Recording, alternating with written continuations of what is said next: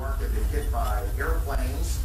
In Washington, there is a large fire at the Pentagon. The Pentagon has been evacuated. And there, as you can see, perhaps the second tower, the front tower, the top portion of which is collapsing. Because everybody, once you have seen Building 7, there is no way back. You can cheat on yourself, and you can try to suppress it, but you cannot. You have seen it, and then there's no way back. It's not very healthy, to lie to yourself and say, no, I didn't see that. Yeah. But many people do, because it's simply too painful.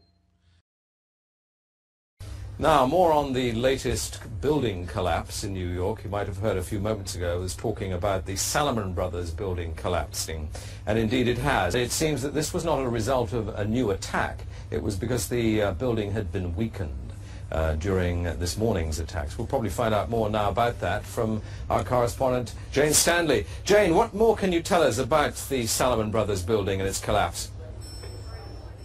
Well, only really what you already know. Details are very, very sketchy. As you can see behind me, the Trade Center appears to be still burning. We see these huge clouds of smoke and ash, and we know that behind that there's an empty piece of what was a very familiar New York skyline, a symbol of the financial prosperity of this city, but completely disappeared now, and New York is still unable to take on board what has happened to them today. Presumably there were very few people in the Salomon building when it collapsed. I mean, there were, I suppose, fears of possible further collapses around the area. That's what you would hope, because they don't really know where to turn. That's the very sad thing. I think there's going to be a lot of very, very traumatized people that has hit them very, very hard. Jane, I think many of us, when we heard the news, perhaps on the radio earlier today, were completely flabbergasted by it and just couldn't comprehend it. I mean, it almost sounded too far-fetched. I was wondering what it's felt like for you being in Manhattan. Well, unfortunately, I think we've lost the line with Jane Stanley in Manhattan.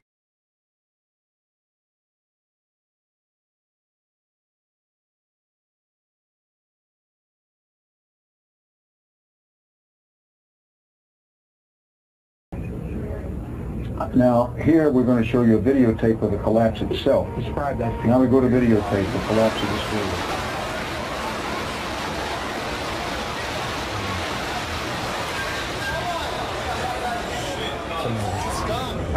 Amazing, incredible picture word. Too far-fetched. For the third time today, it's reminiscent of those pictures we've all seen too much on television before, when a building was deliberately destroyed by well-placed dynamite to knock it down.